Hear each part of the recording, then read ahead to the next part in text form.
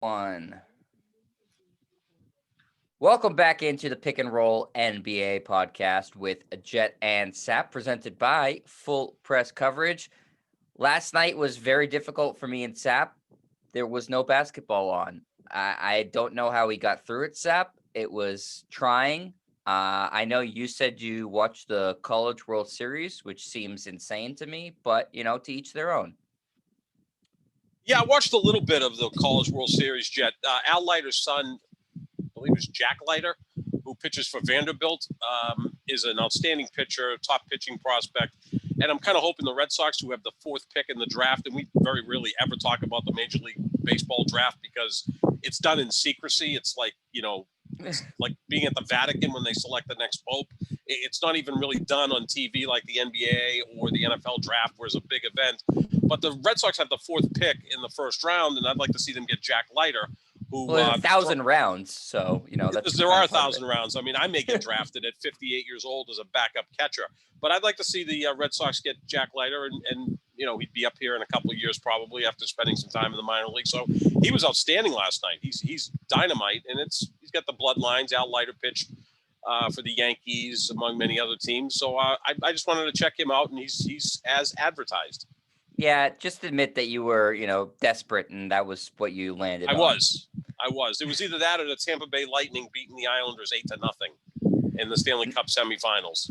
To some people that might be entertaining, probably not to, New York Islanders fans, but a rare, especially in the playoffs, you don't see that many goals from one team. It's very unusual, I feel like. No, they're good. They're really good. The defending champs, I think they'll win again. I mean, they have the best roster top to bottom, so it wouldn't surprise me if the Lightning repeat as champions. Once again, Tampa Bay, the center of the sports universe, right? They go back-to-back in hockey. The Rays are right in contention in the American League East. They're the reigning American League champs. And, oh, by the way, Tampa Bay, led by Tampa Bay, not Tampa Bay. Tom Brady leading the Buccaneers to the Super Bowl last year. They're the favorites to repeat.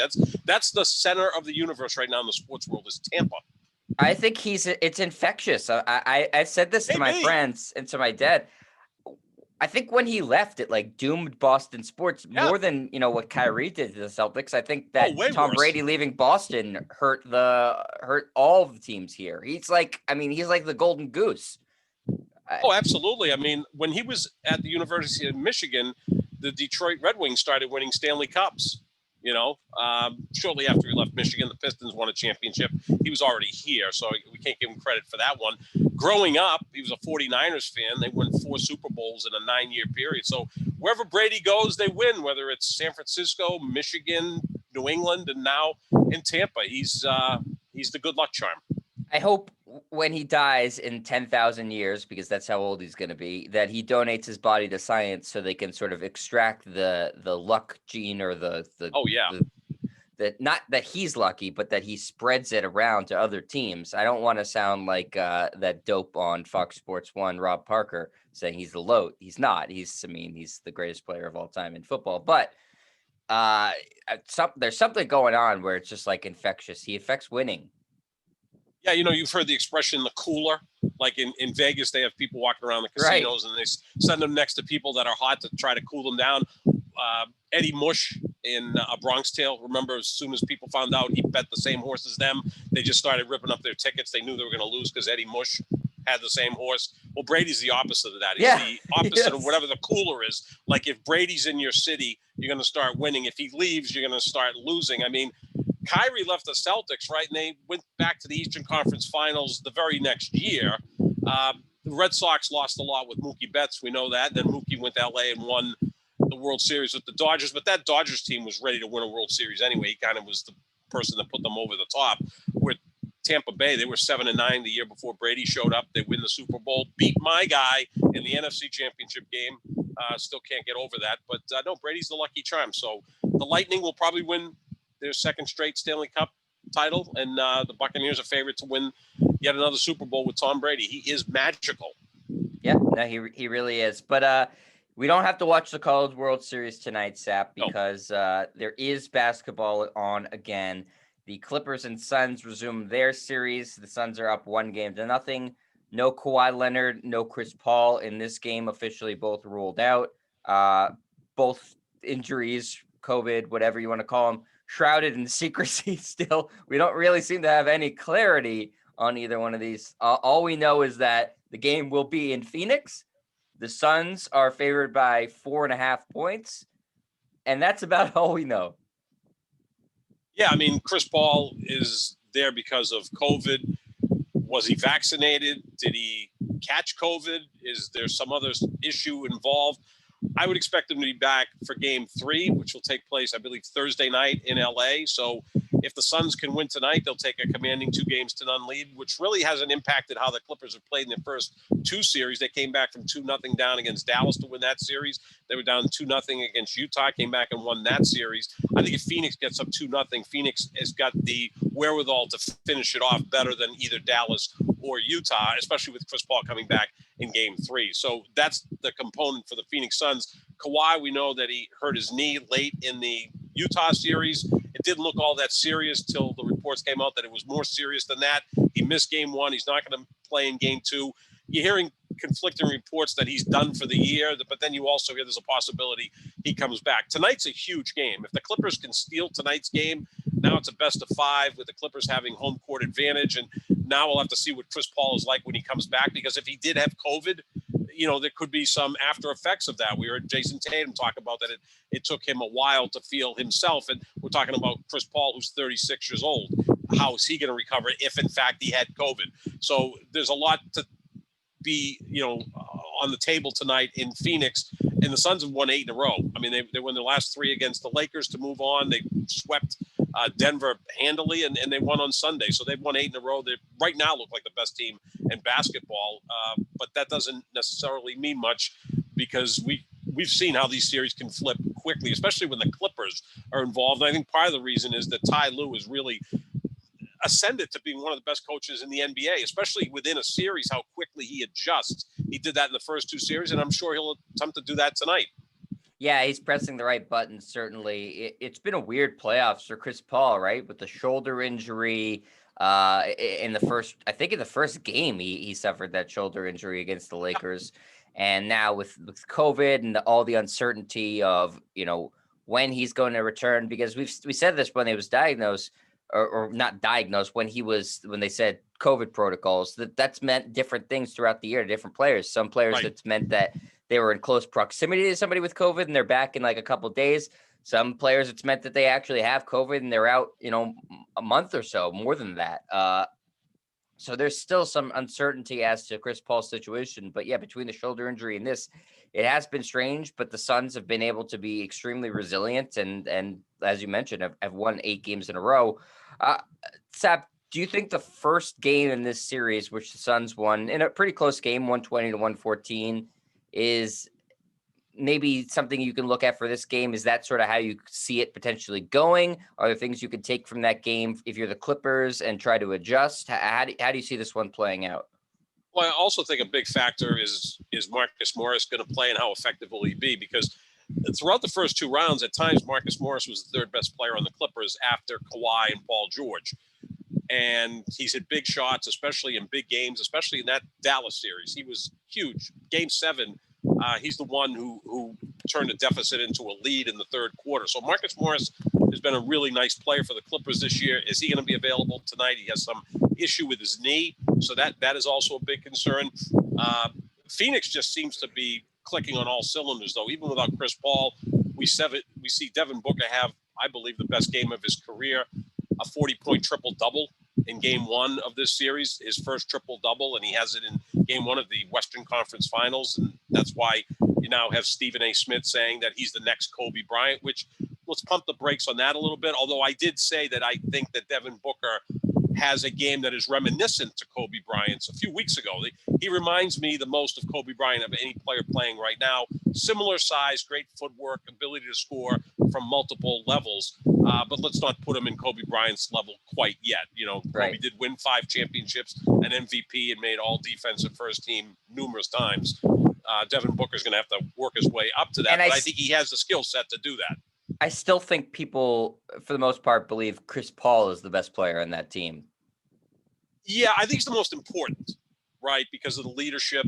I think you can make a case that in a vacuum that Devin Booker is the best player, but Yeah. that Chris Paul is the most valuable, right? Well, I mean, Devin Booker's a lot closer to his prime than Chris Paul. Right. And you could almost make a case, I don't know if you can with the Lakers, that Anthony Davis is the most important Laker right now, but LeBron's still the best player. Or you can actually reverse that and say LeBron's the most important player, whereas Anthony Davis at some point may surpass LeBron as the best player on that team. That's a little bit more complicated. So if Booker's not the best player on his team, are you going to start comparing him to Kobe Bryant, who, by the way, won 3 titles as the second best player on his team? I mean, that was more about Shaq than Kobe, although it was probably, 55-45, Shaq to Kobe, and then they had all those role players involved as well. So Booker's been damn impressive, but so the rest of the other Phoenix Suns. Yeah, they have. The Suns have really played as a team, which is, a credit to the roster construction and to Monty Williams, who you think is maybe the best coach in the NBA right now. One of the best, yeah. They had all their starters in double figures in game 1. They're getting really just good production out of everybody. Everybody's sort of playing within their role. And as far as the Clippers go, it seems like, I don't know if this is more of a Ty Lue thing or a credit to the guys on the roster. They do seem to have just some guy outside of their 2 stars, step up in a given game. We saw in game 6, it was Terrence Mann who had the game of his career. Local guy, by the way, from Lowell, which I did not know before that game. So big props to Terrence Mann from Lowell. Or last game, you had Reggie Jackson was fantastic. You've had Nick Batum play solid minutes. Morris, as you mentioned, Rondo, Beverly, even DeMarcus Cousins had a solid game last game. The corpse of DeMarcus Cousins. So the Clippers are interesting in that they're not consistent with who steps up, but they're consistent that somebody steps up. It's kind of like the Lakers last year, right? You had LeBron, Anthony Davis, and some other guy, whether it was KCP or Rondo or Kuzma occasionally or whoever. Dwight Howard would have a monster game. He did have a couple of big games against Denver in the conference finals. That's the way that roster is constructed. There really isn't a true number 3 on the Clippers. Kawhi's their best player. Paul George is their second best player. And then they have about 6 guys who at any moment can be the third best player. And that's why I give a lot of credit to Ty Lue, because he's picking the right combination in every game to get the most out of those players. We didn't see Rondo much in the prior series, right? Played very little in that 6-game series over Utah, but now he's playing more in this series. And I can't wait till Chris Paul gets on the court and we see Rondo matched up against Chris Paul, because those 2 guys despise each other. They just don't like each other. That'll be a great matchup. And Rondo sometimes can get in Chris Paul's head. That's going to be fascinating. And it would be apropos that Chris Paul to finally break through and get to a finals, that the last obstacle may be Rajon Rondo, who's always been kind of a pest for Chris Paul. They've never really faced each other in the postseason because they're playing in different conferences. Yeah, I mean, then they both ended up as members of New Orleans at one point, right? It was Chris Paul, and then it was Rondo went there later. So I think it would be fascinating. And yeah, as you said, Jet, get by the Clippers to get to an NBA Finals, although none of the Clippers that were there when he was there are still there. It's Kawhi and Paul George, et cetera. So there's so many different side stories involved in that series. I just think Phoenix is better. I think Devin Booker right now is playing at an incredibly high level. He seems to be in a zone, and Monty Williams, like Ty Lue, pushing all the right buttons. And it's a pretty interesting story. A team that hadn't made the playoffs for 10 straight years has a great year this year by adding a veteran point guard who a lot of people thought was washed up, and he has an MVP caliber season, and those young players just follow him, and now they're a true contender, especially the way things shook out. They probably would have lost to the Lakers in the first round if Anthony Davis doesn't get hurt in that series. Even though LeBron was hobbled. You know how I felt about that, yeah. I mean, let's not forget, when Anthony Davis went down with the groin injury, which was like his 4th different injury of the year, the Lakers were up 2-1, and they were up 11 points early in the second quarter, game 4. I looked at that and said, this series is going to be over in 5, maybe 6. The Lakers are on their way going back to the finals. Anthony Davis got hurt, and give Phoenix credit. They took advantage of that. And then Denver wasn't quite right against Phoenix. So Phoenix is catching some breaks, but as we said yesterday, Jet, you kind of need that to win a championship, unless you're the 0-1 Lakers who go 16-1 in the postseason and obliterate everybody. You kind of need a little help along the way. I mean, Kawhi Leonard won a title 2 years ago. It helped a lot that Golden State was banged up and Kevin Durant only played 10 minutes in the finals, and Steph was banged up and Clay got hurt, and that helped Toronto win that finals. I mean, you need a little bit of help along the way. Everything's breaking right for Phoenix. Anthony Davis got hurt in the first round, no Jamal Murray in the second round, and now no Kawhi Leonard in the conference final. So Phoenix has been getting a lot of breaks, but they are taking advantage of it. That's the most important thing. Yeah, I mean, as great as Chris Paul is, and we both think he's, phenomenal, and the sort of the straw that stirs the drink at Phoenix, you take that trade all day, every day, Kawhi out for Chris Paul out. If you're Phoenix, I mean, I think you do. As pure players, yeah. Yeah, I mean, Kawhi is, we've said this a million times, in the hierarchy of the NBA, debate LeBron, Kevin Durant, do whatever you want. I mean, you know where I stand on that, but those are the two best players. And right below them would be Kawhi Leonard and Steph Curry. I think those are the four best players in the NBA because they all have championships, the championship DNA, all-time great type players. So, obviously Kawhi is a big loss for the Clippers, but we know how important Chris Paul is. And we'll find out again. This is a big game for Phoenix, I think, because they want to consolidate things and then get Chris Paul back healthy. And I think they'll be on their way to winning the series. Yeah, it's a big game for them, certainly. And, the Clippers obviously are comfortable going down. That doesn't seem to be much of an issue for them. It's just, without Kawhi, and I know that they won the last series without him. In the last game, Paul George, stepped up majorly in the last two games there. They're still, I mean, fighting with a hand tied behind their back, really. I mean, he's their best player. He's their closer. He's really their closer. He's their best defensive player. As great as Paul George is defensively too, Kawhi's still better. So it's a tall task for the Clippers. And you certainly, if you're the Suns, you don't want to put any sort of spark of hope in their minds. So yeah, it's important for the Suns, and they're the favorite in this series. And so if you're the favorite, you are expected to hold home court, which is what they're intending to do tonight. So Sep, 4.5 is the spread. How do you see that? I like the Clippers plus 4.5. I think it's going to be a bucket game. I think it's going to be like a 108, 105 type win for Phoenix. So I'm trying to thread a needle there by saying Phoenix is going to win but not cover. I go with the zigzag. Phoenix covered game 1, so I got to go with the Clippers to cover in game 2, but I think Phoenix will still find a way to win the game but not cover. For some reason, and this is probably very unfair of me to do, I'm kind of still expecting Paul George to have one awful game, and he is. And so I'm maybe tonight, and so I'll take Phoenix with the 4.5. I just don't know.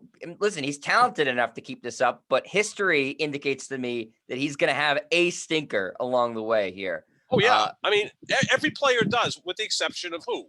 LeBron, Durant, even Kawhi's had stinkers in the postseason. Even Steph Curry has had stinkers in the postseason. Unfortunately for Paul George, if he has a stinker, who's going to pick him up? Like, who's going to step in? Is Terrence Mann going to have 39 again? Probably not. Is Reggie Jackson going to continue to have, 25, 26 points per game average, especially if now there's a lot of pressure on him? No. So, yeah, I could see that happening where the crowd just gets into Paul George's head, and that is a loud place to play. They're he's fatigued, Seth. I mean, he's so much – the usage rate is crazy for him in the past couple of games because the only, actual scorer they have, the rest of them are kind of streaky scorers who don't really create their own shots. So, again, maybe it's completely unfair and he's overcome all this stuff, but I'm going to go with history and say that he is due for a really bad game, and so I'll say that's tonight. And you're probably saying if push comes to shove, you trust Devin Booker at this point to continue to maintain his level of play rather than Paul George because of the age difference and also the fact that I think Phoenix is just slightly better. Age difference, he's at home. I like Phoenix's roster a little bit better. Yeah. I mean, as much as people used to make fun of Jay Crowder, it does appear that Jay Crowder keeps showing up in places and they win. Last year he played in the finals with Miami. Looks like he's headed to another finals with Phoenix. He's like the perfect guy on your team, a guy who can be very comfortable taking 6 or 8 shots a game or, gets hot from 3. He was huge in that Lakers series. He'll battle defensively. He's just always in the mix there. Mikal Bridges is developing into a really nice player, right? We know that DeAndre Ayton is becoming an elite center, and then their bench is good. They've got some quality guys. Campaign is a nice backup point guard for Chris Paul. He's playing more minutes, obviously, with Paul out, and he's a guy who had, a huge series against the Lakers, hitting threes. They're playing defense. It just seems like it's their year. Everything's there for them to get to the finals, kind of the way it seems like it's Milwaukee's year to get to the finals, because they met Brooklyn in the second round, and Harden gets hurt 48 seconds into game one, and even though he came back for games 5, 6, and 7, he wasn't himself, and then Kyrie gets hurt in game 4, so that the Nets really never had the big three together in that series, and it still went to game 7 overtime. Milwaukee outlasted Brooklyn. It seems like things are stepping up for both Milwaukee and Phoenix. Yeah, it's opened falling up in the right place. It has. for those now, two teams. Now Milwaukee faces Atlanta. Exactly. God bless them, rather than Joel Embiid and a talented Philadelphia team. So sometimes the path opens for you, and it looks like the path's opening for Phoenix and Milwaukee. Yeah, that's exactly what I was going to say, Sap. I think that the two teams have sort of had things exactly like you said, open up for them more than any other team. I mean, certainly you could make an argument that, Atlanta is playing as well as anybody. I mean, they are, but you'd still rather play them than the Sixers just based on the talent and experience of the teams, I would think. I mean, maybe Milwaukee looked at Philadelphia and said, I don't know, this team will implode on themselves at some point. We'd like to play them. I think this Eastern Conference Finals is a bad matchup for Atlanta. The size difference. I think that Drew Holiday is going to be a really good matchup for Trae Young. Trae Young is going to still put up his numbers, but he's going to have to work his ass off to do that, and maybe be too much of a volume scorer with Drew Holiday on him. And I think Giannis is going to be able to control things against Atlanta. I think it's a bad matchup for Atlanta. But look, the Hawks are 35-15 since Nate McMillan took over. So this is not a mirage. This isn't just a Cinderella run. They appear to be in really good shape, and their future is very good because they're so damn young. And again, as we talked about yesterday, Jed, I would think that if they need to, they can get a viable free agent to go to Atlanta. It's a destination for young athletes. I would think that they could maybe sign not a top tier free agent, but a really good piece that could maybe put them over the top in future years. I just don't think it's now. Yeah, it's a fun city to play in. It's I think it's the black entertainment capital of the world. So that's a big draw to a lot of people. A lot of players are actually from the Atlanta area. Yep. And Trae Young is a legitimate star who I think can recruit. And by the way, he's a fantastic distributor, which I think is enticing to some players. We got a guy who's a great passer. He's going to get 10 plus assists a game. Sign me up. I think that is a potential really good free agent destination. Atlanta's only advantage that I see them having in this series is just trying to play into their youth and athleticism. Milwaukee's still an athletic team, but Atlanta might be the most athletic team in basketball between Capella and Collins. I mean, you got two guys who can jump out of the gym. I don't know how much athleticism can dictate winning a series. It could potentially win a game. But yeah, I agree with you. I don't think it's a good matchup for the Hawks. No, I don't think it is. But they're on a roll as well, and Trae Young is as good as any player in this postseason. But by the way, Sep, I didn't think Philadelphia was a good matchup for them either, because I thought Ben Simmons would be able to effectively guard Trae Young, and I thought that Embiid would be able to have his way. Series, which he did later in the series when they finally put Ben Simmons on him. I thought Ben Simmons did a decent job on Trae Young, but we know what happened on the other end of the court when Ben Simmons would refuse to shoot. Didn't take one field goal attempt in the final quarter of the final 4 games. That's a 48-minute stretch where he did not attempt a field goal. Look, you could have got a drunken fan out of the stands. They would have chucked up one from somewhere. Ben Simmons didn't even do that. Yeah, and we talked about this a lot yesterday. I mean, he's rightly so taking, a huge beating in the media, and it looks like he's on his way out of Philadelphia, and his trade value is at an all-time low, and you're seeing him offered for basically, pennies on the dollar in all these sort of mock trades. And I think you're in the same camp as me, Sep, that we both fully believe he's going to be moved this offseason. I would think so, yeah, unless the value is so low that they may just have to hold on to him and try to rehabilitate him. Is he willing to work on his game? That's the big question. I mean, I get turned off when people go, well, Ben's not a shooter, so don't bother. Well, we're not asking him to turn into Klay Thompson or Steph Curry, but can you hit a 12, 15-footer? And more importantly, can you hit 70% of your free throws? Because that would open up his game, right? If he could hit 70% of his free throws, now he can drive to the basket effectively, which he's very good at. And then at the end of the game, he's not a liability that you have to take him off the floor because he shot 34% in the postseason from the free throw line.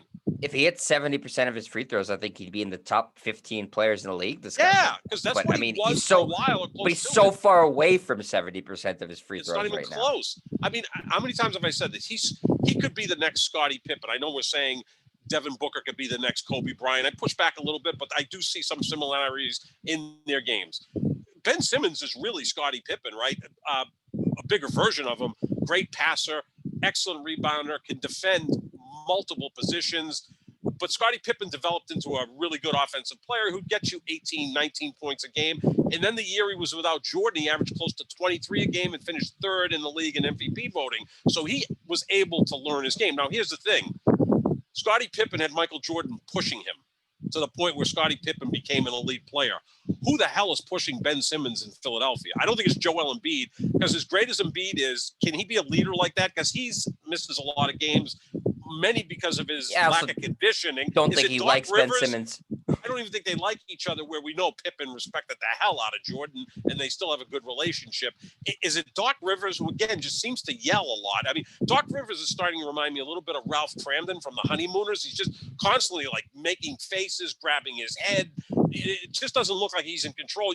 Look at Nate McMillan or Ty Lue or Monty Williams on the sidelines. Forget Budenholzer because he looks lost himself. But those other three coaches that are still, involved, they seem so calm and fatherly on the sideline, and I think the players respond much better than that to Doc Rivers, who's kind of a little bit unhinged at times. Yeah, I mean, I said this yesterday, Sap. I agree with you, but I also feel like Ben Simmons is probably the most maddening player in the league to coach. Sure. Because you see all the talent, and you're just like, be talented. Like, you have all this ability, just be good. So I think it's frustrating. And now the Sixers are coming out saying, we have a plan to rehabilitate Ben Simmons. Well, they won't say what it is. They said it's not about switching his shooting hand at the free throw line. So I don't really know what their plan is. Their plan is to trade him, I guess. He's been there for 5 years. We've heard this for 5 off seasons. We're going to fix his shooting, and it's the same. It's gotten worse, actually. I was watching clips, Sap, of him, his first summer league. And he was taking and draining mid-range shots left and right. You're like, damn, man, this guy's going to be scary. Forget the three. He doesn't even take them anymore. Forget the threes. I mean, that's fine. You can exist without threes. I mean, Devin Booker's not a great three-point shooter, right? But my God, he's elite mid-range and he creates his own shot. We're not even asking Ben Simmons to do that. I just want him to be able to hit a 12 or a 15-footer, which is mid-range, but more importantly, hit 70% of your free throws, because now he's electric going to the basket, right? I mean, I think other than LeBron and Giannis, he's probably the third toughest guy to deal with going to the basket because of his just sheer size and athleticism. Yeah, LeBron, Giannis, Zion, Ben Simmons. Zion. Yeah, put Zion in there, obviously. And I'll put Harden as the fifth guy because he's kind of masterful with the basket. He's left-handed. He kind of has he just gets fouled. Balance, and he gets a ton of calls. But yeah, I forgot to put Zion in there. But those are the guys that when they're going to the basket, it's like, holy crap, these guys are huge. They're athletic. In the case of LeBron, he's ambidextrous. So that's why I think he's actually the greatest in the history of the sport at going to the basket. You'd have to go back to probably Elgin Baylor in the 60s to find a comp. But you have to hit free throws because now they're going to just keep following you. And if you shoot 34% from the free throw line, they're just going to keep putting you there. And it eliminates so many of your options offensively that really makes it difficult for you. It's like a quarterback that can't throw a screen pass. You can't even have you could set up the perfect screen, but the guy throws it into the back's knees or over his head, and that's out of the offense. No, it killed Philadelphia, and we talked about this at length yesterday too. And the last point I'm going to make is, like I said, it's not even hit a 12-footer right now. It's baby steps. It's take a 12-footer right now. Right. Take, then make. Then you're talking about something, but it's so far gone right now, Sap. I mean, he, like you said, didn't attempt a shot in the fourth quarter. That's impossible. In 4 straight games. Like by accident, you'd take a shot, right? I mean, he had a dunk and he turned it down to give it to Matisse Thybulle for a layup, who then got fouled and hit 1 of 2. And then you get, Joel Embiid saying that was the turning point in the game, which I think may have been a bit hyperbolic. I mean, Joel Embiid's Oh, the 8 shot at Ben turnovers had a lot to do Simmons. with it. But yeah, Shot they at don't Ben like Simmons. each other. That's obvious. Okay, Kareem and Magic, I don't think they hung around a lot together, but they were also 11 years apart in age. Kareem was very shy, introspective, deep thinker. Magic was the life of the party, very outgoing. So that wasn't a good fit, but man, on the court, it was perfect. McHale and Bird weren't best buds, but on the court, they worked well together. LeBron and Dwayne Wade, they were two guys that I think are really great friends, but it took them time to work well on the court. Ben Simmons and Joel Embiid, I don't think like each other, and they don't even fit together. There's like no redeeming qualities having those two guys on the same team. Well, I think look at it from, Joel Embiid's perspective a little bit too, coming from Cameroon and Africa and playing soccer and working his way basically to be good enough to play in the United States. And then he has the injury in college at Kansas and he goes to number 3 when it seems like he pretty clearly should have been number 1, probably would have been had he not gotten hurt, and, continued to work and work and work and work. And Ben Simmons, grew up in Australia, which is, no, I'm not, Donald Trump and calling Cameroon, an asshole country or anything like that, but it's not Australia. And he's, the number 1 pick, and he sort of has this nice and easy going, and he hasn't improved his game at all since coming in the league. And Embiid had to wait like 3 freaking years after being drafted to start playing. I'm sure he looks at it and goes, what the hell? And if I'm Simmons, I look at him and say, what the hell can you get in better shape? I mean, so there's going to be friction there, right? And then you've got to have the right coach. And again, I think Doc's just, seen better days as a head coach. And I love Doc, but I think the league's kind of passed him by a little bit. Yeah, I think that's fair. So, Philadelphia's eliminated. It's their issue to worry about. And we have the Bucks and the Hawks in the next round, and they're playing on Wednesday, Sap. So we'll talk about that game more tomorrow. Tonight, actually, Sap, is the NBA draft lottery, which I know you're very excited about. And we'll watch that, yes, at 8:30. I always get excited about the draft lottery, though the Celtics are not involved this year. They have been involved like the past 15 years because they've had a million picks, but none of which have been their own for a while, and then squandered them. But tonight, Sap, we have a very interesting lottery, not because of the players that are available. We'll talk about those in a second, but because of some outstanding trades that could really affect the lottery tonight. I'm going to be reading this from NBC Sports. They have broke down the exactly what's going on with the lottery tonight. The Rockets keep their first rounder only if it lands in the top 4, which they have a 52% chance of landing in the top 4. Otherwise, they swap the number 5 pick, which is the worst they can do. I believe, because they had the worst record in basketball, Houston. They were horrible this year.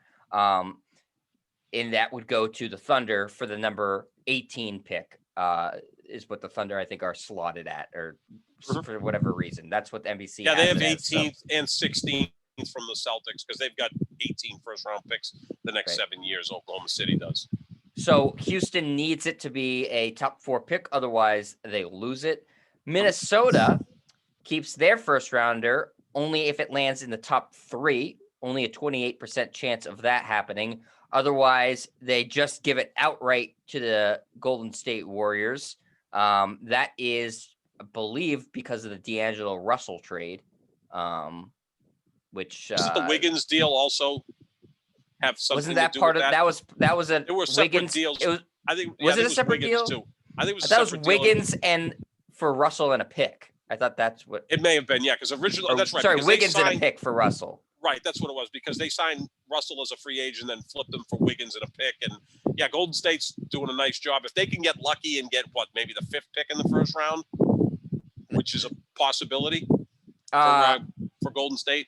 It could be, or 5th or 4th. Right. So if they get that, they may not select a player. They may flip that for someone, right? Yeah, that was a horrible trade for Minnesota, by the way. I mean, D'Angelo Russell's fine, but it's not like he's Andrew Wiggins plus the 5th pick in the draft better. Oh, no, that was a disaster. That's a great move for Golden State. Like I said, if they get the 4th or 5th pick in the first round, they can flip that maybe for Ben Simmons. I mean, I know you got to make contracts work, all that stuff. But I mean, like Ben Simmons to Golden State with Curry and Klay Thompson, that would be interesting. But you'd have the capital at least in terms of value to go back to Philadelphia, but now you got to start having all these contracts match. He'd be the anti-Splash brother. Yeah, he'd be more like the Ripple brother. Right. Yeah. No, he's the Brick brother. The Brick brother. Be so good shooters to play with, though. So high chance that Minnesota seems to lose that pick. They only have a 28% chance of keeping it. The Bulls keep their first rounder only if it lands in the top 4, Zap, just a 20% chance of that. Otherwise, they convey it to the Magic. That was part of the Nikola Vucevic trade from this trading deadline. If they keep the pick this year, Chicago will owe Orlando a top 3 protected first rounder next year. So those are some big situations for those teams have some of the worst records in the league, could very well lose their picks, which is really interesting. It typically, you don't see that happen all that often, Sap, where a team could just outright lose their pick, especially multiple teams. This is the result of some probably bad trading, though. Chicago, I think, knew what they were getting into when they traded for Vucevic and said, we're okay losing a pick. We want Vucevic anyways to pair with Levine. Yeah, Vucevic is an all-star caliber player, and they thought they could make a run to the postseason. Then Zach LaVine, was out for a while, so they weren't able to put it all together. They've got some nice pieces in Chicago. Orlando also has some nice pieces that they're building with draft picks and young players if they can get them healthy. Markelle Fultz is a player that we all root for. He's playing pretty well with Orlando, but then suffered yet another injury. Right. So we'll see if he comes back next year. The funniest one, Sap, though, I mean, not for their fan base, is Houston, who's had, just this horrible year. And if they lose their pick, which, they have a basically a 50-50 chance of losing their pick tonight, then, they're going to be the exact same next year. They will have no mechanism to get a good young player on their team. That is part of the Russell Westbrook trade. Right. Yeah. I mean, these teams, it's just, first of all, good luck to the people in the league that keep track of all this. I think you're the only person that knows about these things. You and probably, Shams and also it's hard. It's about especially when the Celtics aren't involved. I lose track of it. Yes, there's so many combinations. There's like algebra, which used to frighten me. But this is all leading up to a draft where we agree that Cade Cunningham is the best player coming out. Yeah, Cade Cunningham, I think, seems to be the consensus one step. I know you're really big on Jalen Suggs. When we were watching the tournament and talking about that on the show, you were constantly hyping up Jalen Suggs, who had a pretty good tournament, including a game winner, but everybody on Gonzaga really failed to show up in the national championship game. That kind of turned me off a little bit because Baylor's guards were so athletic. It's like that's what he's going to face in the NBA. So his athleticism isn't as pronounced in the NBA as it was in college. When you're playing at Gonzaga, maybe you play a decent schedule, but you could dominate athletically, win every game by more than 10 points, and then all of a sudden you get to the Final Four. UCLA forced them into a close game, and then they got blown out by Baylor. So that could be a turnoff. But I like his makeup. I think he has a Jason Kidd type game. I'm not saying he's going to be Jason Kidd, but he's got that leadership ability, defense, football background. So I like that part of him. But there's no phenomenal player coming out. Maybe Cade Cunningham is that guy, but what's his ceiling? I mean, we're not talking about obviously LeBron or Tim Duncan or Kevin Durant or anybody like that. I don't even think these guys measure up to even Zion from a couple of years ago. So, when you get involved in the draft lottery and win it, it's also important the players that come out. I mean, a couple of years ago, you had Luke as the 3rd pick and Trae Young as the 5th pick. That turned out pretty well. And then they were flipped for each other. But, both teams have benefited from those great players. Yeah, even it sounds funny to sound right now. Wasn't Ben Simmons was considered a surefire number 1 pick at one point? Pretty much, yeah, he was. He came out the same year that the Celtics took Jaylen Brown with the 3rd pick. It was Brandon Ingram was the 2nd pick. And I remember people saying they liked Brandon Ingram more than Simmons, because even then Simmons didn't fit into where the NBA was going because he couldn't shoot. I mean, we knew he had problems shooting at LSU, but again, there's just not a lot of guys walking the earth that are 6'11", 250 pounds with that athleticism and a pretty high IQ for the game. He can't shoot. That's a major issue. But yeah, he was pretty much considered a no-brainer. And at times he's looked that way with Philadelphia, but now here we are 5 years later, and we both think, and most people think, that he's going to be moved this year for probably 50 cents on the dollar. He's coming off a disastrous postseason.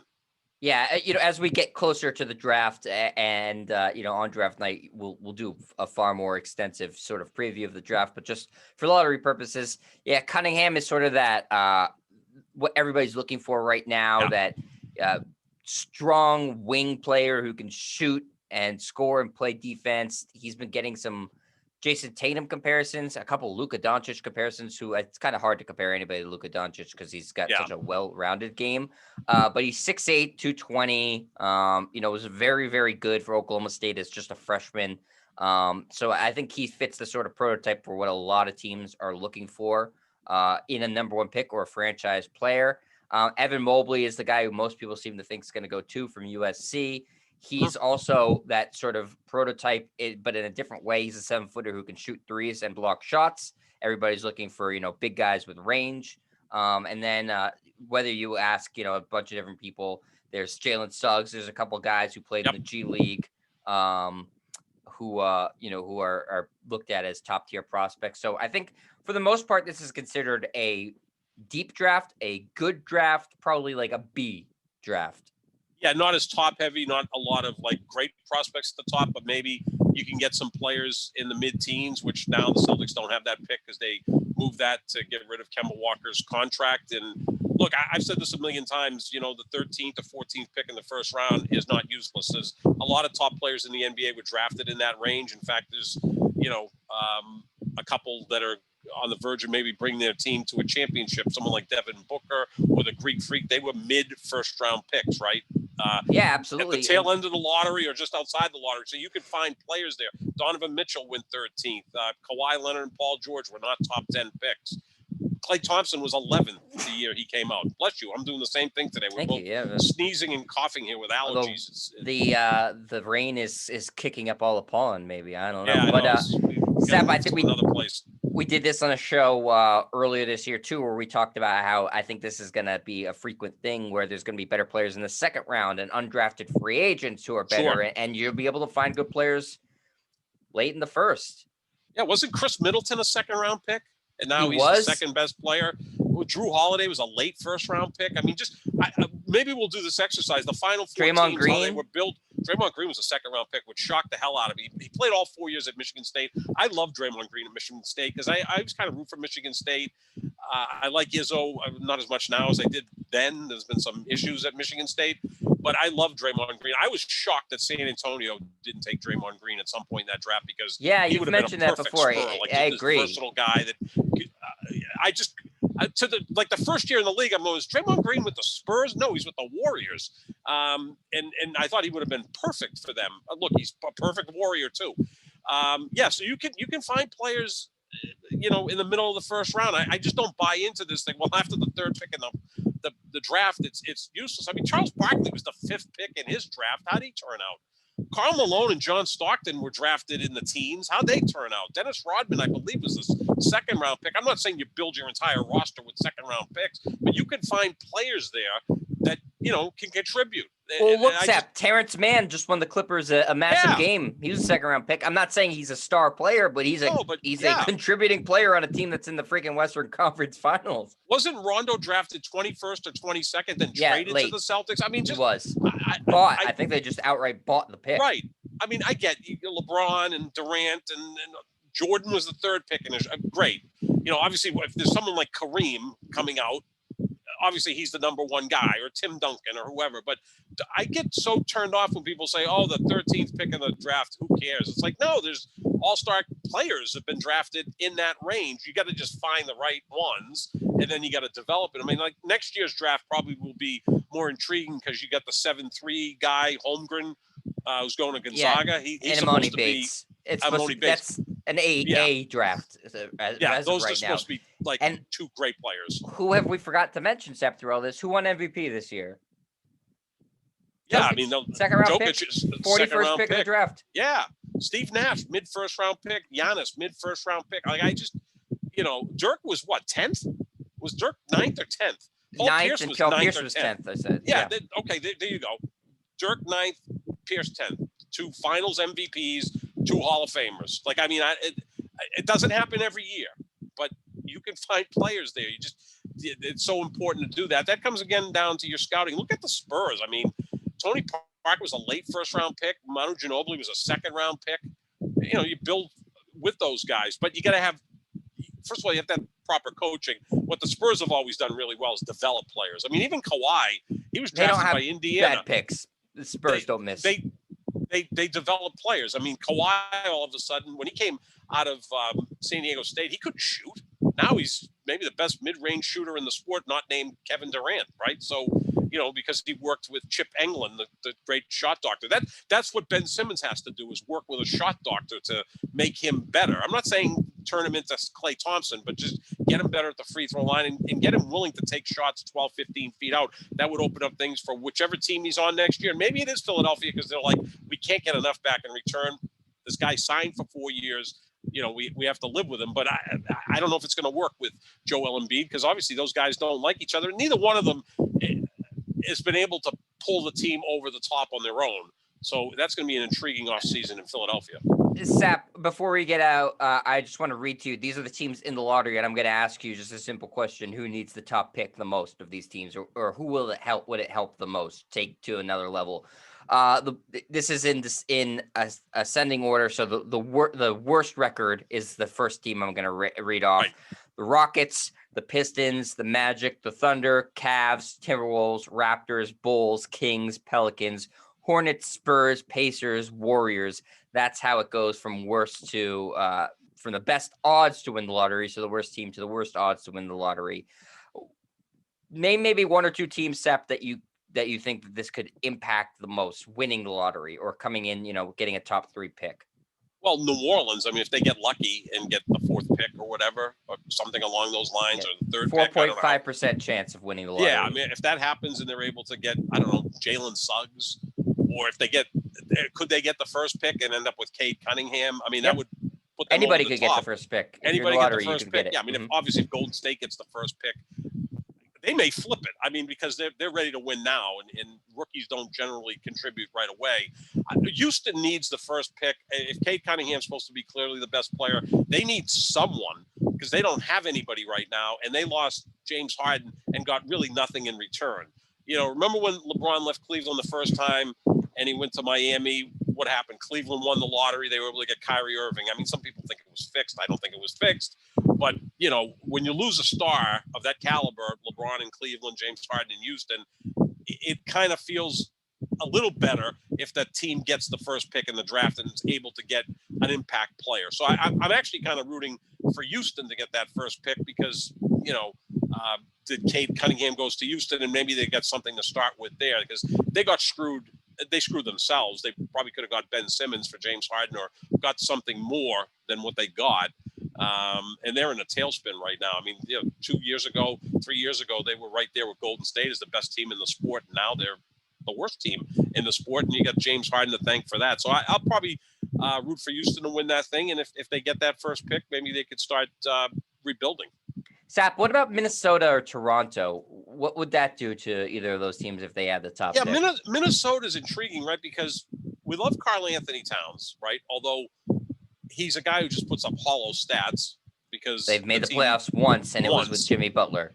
Yeah, Jimmy Butler, was the driving force.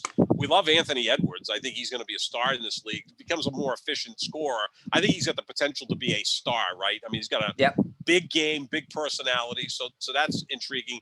If they're able to get Cade Cunningham there, now you've got a big and Karl Anthony Towns, who really plays on the outside more than the inside. And then you've got Anthony Edwards as your big, strong guard. And then you'd have Cade Cunningham, who's a guy who can do a lot of things. That could be an intriguing team. I also think, and Kendrick Perkins said this today on ESPN, that Minnesota could be an intriguing place for Ben Simmons. If they were able to add him to Anthony Edwards and Karl Anthony Towns, that would be intriguing, because Karl Anthony Towns would probably fit with Ben Simmons, because Karl Anthony Towns likes playing on the perimeter. Ben Simmons could be able to play down low more. And then you got Anthony Edwards as the slasher, perimeter player. That would be a pretty interesting play. So if Minnesota wins the draft lottery, now they've got draft capital to go get Ben Simmons. The only problem is, this better than I, you're gonna have to match contracts, right, to get Ben Simmons. Yeah, So and Ben Simmons is a max contract. D'Angelo Russell could work, but him and Towns are very close. I don't know that they want to right. trade him. Uh, and Who else also, on Minnesota? I don't Yeah. think, if Minnesota were to win the lottery and get the first pick or even the second pick, I think I'll take Cade Cunningham. That's higher value than what Ben Simmons is right now. Yeah, probably it is. I mean, especially Cade Cunningham. You feel pretty good. Cade Cunningham's going to be a 18 to 20 point per game scorer, but also give you 6, 7 rebounds, 7 assists. I mean, he's a well-rounded player. In his right? first year, I think he'll score around 18 a game. Yeah, I mean, look at what LaMelo Ball did in his rookie year, and he was the 3rd pick in the draft, and I don't think people expected that.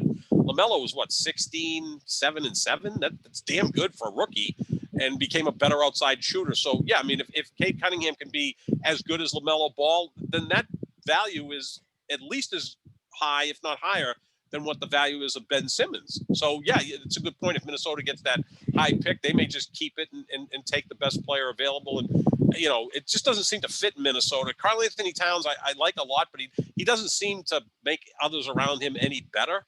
No, he hasn't at all. The other team, like I said, Sep, to you, that is interesting to me is Toronto. They have a 9% chance of winning it. They're 2 years away from winning the whole damn thing. They do have a star-ish player in Pascal Siakam, though I've heard his name a lot in trade rumors. Don't know what's going to happen to Kyle Lowry in the offseason, but they're a team that also develops players very well. They have Fred VanVleet. Just winning the lottery, could that put them back in, contention?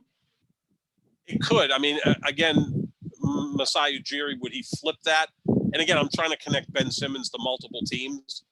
Ben Simmons in Toronto feels right, doesn't it? An international city. He's from Australia. It's a great fan base, but it's not as overwhelming as the fan base in Philadelphia. Like Ben Simmons in Philadelphia just doesn't fit. In my mock trade, Sep, I had Siakam for Simmons straight up. I think that would work for both teams. That makes sense, right? Yeah, because now you get Siakam. That's a nice player to pair up with Tobias Harris and with Joel Embiid. I still think they need some help in the backcourt, but maybe they make inroads to a free agent point guard, whether it's, I don't know, whoever, Dennis Schroeder or Ron, pick a guy. But that could be interesting. But Ben Simmons in Toronto makes sense for me. I don't know why. But yeah, that would be interesting. And look, Masai Ujiri, we both agree is the best executive in this sport. And in fact, he's the best executive in any sport. Any guy that wins a championship in Toronto in the NBA is pretty damn good. They'll be active. They won't just sit back and twiddle their thumbs and hope that everything works out. They'll be active there. No, this was a weird year for them because they were in Tampa Bay all year long. I mean, they didn't play any home games really. No. They're still trying to figure things out.